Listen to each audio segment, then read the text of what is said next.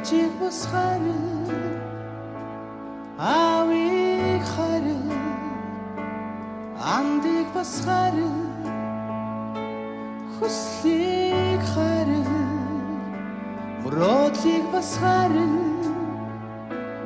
хүнийг харин хүй орчлон